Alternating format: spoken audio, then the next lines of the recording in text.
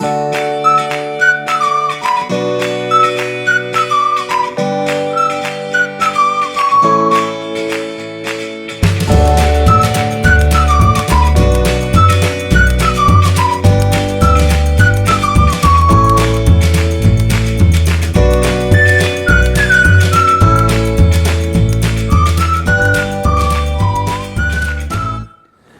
things must be looking up because gas prices have dropped almost to $2. Heck, the economy seems like it's on the rise. So why don't we go back to the good old days that bigger is better. Hey, and welcome to this edition of Road Warrior. I'm your host, Grant Roberson. Now, I'm a family of 6, so obviously squeezing all of us in is at the foremost when I look at vehicles. But one thing that's really taken the market is not full size at all, but more of the crossover segment. And that's what we have this week is the 2015 Hyundai Santa Fe Sport. Now the Santa Fe does come in 2 editions, the Sport you see here or the full size version. This one a little bit on the downsize approach in my opinion. Okay, so bigger is better, and that's only for me because not everyone has 4 children in tow everywhere they go. So really the crossover is the key fit in the equation. Now in this case it holds 5. Again, the regular Santa Fe, the bigger one, holds 6 or 7 depending on how you equip it. Now here with the Sport, we test drove this several times and really come quite fond of the Hyundai lineup. Now what you're going to see here is nice crossover styling and maybe a blending across the competition line, which we've mentioned before, really between the CR-V, the Ford Escape, and even the Toyota RAV4. Now, when I refer to the blending of the lines between the competition, the profile is at the forefront. Now, what I'm referring to really is all of this crossover segment going to this kind of stylized sport coupe kind of exterior. There's no squared lines, a little bit of chisel, maybe a little bit of blending of all the lines, and what you get down to is kind of the whole segment maybe looking like one another. Now what I like about the Hyundai lineup though is it tends to do it quite better than the rest. Really on the inside, which we'll get to in a minute, but maybe on the outside with just a little bit of hint of chrome, a little bit of black accents, and really not kind of blinging it out like you're going to see with those Mr. T starter kits. Now when you look at the crossover segment like this, you've got to look at the overall numbers. This one measuring in about 184 inches with the wheelbase around about 106. Now those are pretty decent numbers, kind of sneaking up almost to the mid-size segment. Now down below you got pretty good ground clearance, and as for the wheels, they're going to come either 17 or 18-inch options. These actually surprising at 19-inch. Now when you sweep down the side, you're going to notice body color all the way around, and just again a little bit of chrome here on the door handles. Now what I like is how they downplay that overall chrome, where you really look around, you just don't see it anywhere, and that is key to kind of making the vehicle feel a little bit more premium. Now one thing I like is proximity key entry, and regardless of the size vehicle, it needs to come with it, and this one does. Now what that of course means, you keep it in your pocket, and really it comes down to functionality at this point. Can you use the smart key system with ease? And really you can do it quite well. Now they have a button here really pronounced, and it's not like hidden. A lot of vehicles like to kind of blend this little button in almost like it's a secret, but here they made it quite easy. You press it once, it's going to open this door. Press it again, it's going to open them all. A really nice feature that makes it really easy. Guerrilla warfare is something I talk about on a lot of the big vehicles, but you got to talk about it just the same here on the smaller ones. Now guerrilla warfare basically sets this vehicle off from the competition, and with the vehicle that kind of blends those competition lines, you really got to look at the front. Now up here again you've got those chrome accents, just a hint of it, and kind of lets the vehicle tell you that this is premium. Now I love the fact that those headlights kind of sweep around those fenders and not stereotypical stylized for a small vehicle. Last but not least has to be the overall approach, and you got to think about safety. Now I like the fact that a lot of vehicles, regardless of size, come with parking sensors up front. Now this one didn't come with it. You could say it's overkill considering this is a small vehicle, but I really like to add that feature to help you get in those tight spots. This vehicle comes in either 2-wheel or all-wheel drive option, with the all-wheel drive being that full climate and really kind of the go-to choice in my opinion. I mean, this vehicle can really go anywhere. Now again, you've got chrome everywhere, you got the body color, but really right around the wheel wells and down low, you've got this nice black accent and kind of rubber cladding. Now that's important because body color right up to the wheels means you're going to get some kind of wear and tear over time. Putting this here really helps prevent any dings and scrapes down the road.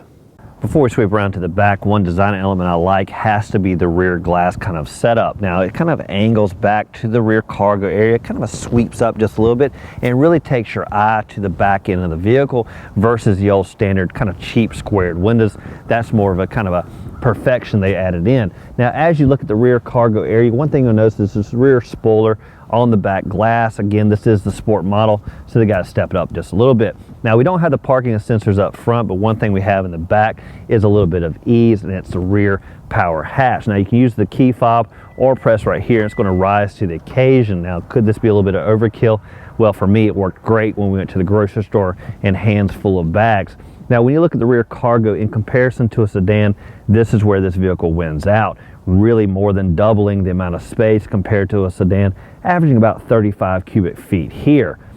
With most vehicles, there's going to be some storage, and you're typically going to find it on the cargo floor. Now I like this kind of trifold system that kind of bends out of the way and has these nice compartments, kind of a foam material. And this is an area where you can put things that are going to stay in the vehicle quite a bit of time, or maybe on those long trips where you just need to have extra storage. Now right in front here is going to be another added benefit, area where you're going to find the car jack, and maybe where you can keep some tools. Now this does come with the spare. You're not going to actually find it up here. You're going to find it underneath the vehicle, and one way to get to it is the spare tire release right there. You crank it down, it's going to pull you down to the ground and be there when you need it. Sometimes you may need more cargo than what you see here, and of course you're going to need to fold down those rear seats. Now one thing to talk about is the length from this rear bumper to reach inside and grab those seats. You just can't do it, so the way they fix that is by putting a rear kind of release here on the back wall. And all you do is kind of pull on this handle, and it's going to tumble those rear seat backs forward. Now interesting enough, those seat backs are designed in a 40-20-40 split, meaning you can either have a couple of people seated with more cargo, or however you want to arrange it. It makes life and cargo so much easier.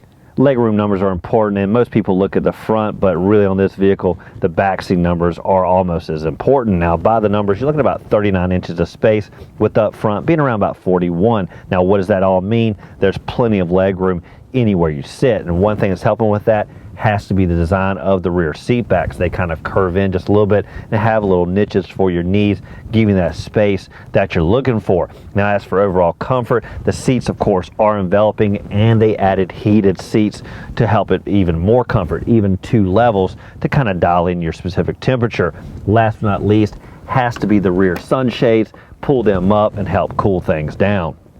Between the back seat passengers, you're going to find elbow support that comes out and feels quite comfortable. Now it's raised off the seat bottoms and gives you decent elbow support, and really for added comfort, of course, you got dual cup holders. Seating position is a comfort issue, maybe on those long trips, not the everyday rides in the city. And what's great on this vehicle, you can kind of fold these seats back and recline them for those long trips. Now in a pinch in cargo, you may have people here, and you still maybe need just a little bit more room. Way to fix that is these actually rear seats will slide forward just a little bit. Now last but not least, back here is kind of rear air control. Now there is no tri-zone system in here, but what they did do is redirect the vents to the pillar versus the center console. Now what I find is that really directs the airflow right at the occupant versus down here right at your knees. Backseat driving may be a nice position in this vehicle, but the best place has to be behind the wheel, because after all, this particular model came with the 2.0 liter turbocharged engine. Now the base engine is the 2.4, both engines being a 4-cylinder, but with the turbo, a lot more horsepower. Now by the numbers, the base is 190 horses with 181 foot-pounds of torque. Here on the turbo though, that's 264 horses and 269 foot-pounds of torque. Now what does that all mean? Well, that means a lot of boot, scoot, and boogie that we found, and a lot of squeal in the wheels. At the center of attention for the Santa Fe has to be the oversized screen on the dash. Now it is touch screen, allows you really to navigate with ease, but it does have quite a bit of controls down below. Now I do like the huge volume control right there front and center, but one thing I really preferred was instead of the seat track being a button, I'd prefer that to be a knob as well. Now as you sweep down, really they've simplified climate controls to about the bare minimum.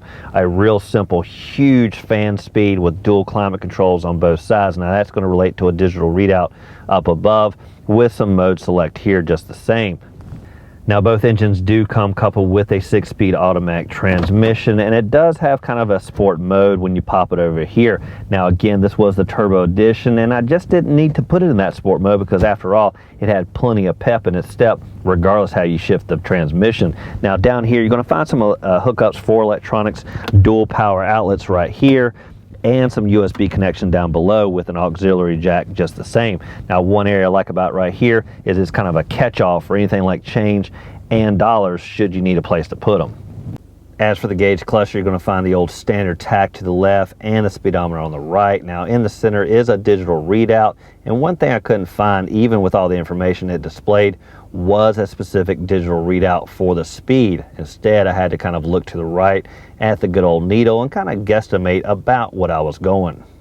With the Santa Fe Sport, there was a lot of heating it up, and more specifically the steering wheel. It did have heat control for the steering, and there was heat control for the front seats along with cool down in those hot summer days. While the vehicle didn't come with front parking sensors, it did come with a backup camera and backup sensors. Now those backup sensors really kind of helped you fine tune and get in those tight areas, and also had cross traffic awareness. Now cross traffic awareness basically alerts you to any vehicles coming down the road should you not see them. Another safety feature is the blind spot awareness. Going to alert you to vehicles as they come up on your left or right. Going to illuminate into kind of an orange glow. Now a lot of vehicles are taking that sensor and putting it on the inside door frame, kind of making it a bigger illuminated light. Either way, it works just fine as long as it comes equipped with it. If you want a different feel in the steering, though, that's easy. Just simply press the steering wheel function. That's going to give you 3 different options, either sport, comfort, or normal. Now I pretty much kept it on the old comfort, made the steering feel a little bit more ease, but should you want to kind of hammer it through the curves, put it on sport and hang on. That does it for this edition of Road Warrior and our test drive behind the wheel of the 2015 Santa Fe Sport. Now again, this is a smaller version of the other Santa Fe, which is again a 6 or 7 passenger vehicle, but with this smaller option comes a lot of big kind of premium deal. Now what I'm referring to is the inside with the leather, the heated seats, the dual climate controls, and of course that kind of sporty overall attitude.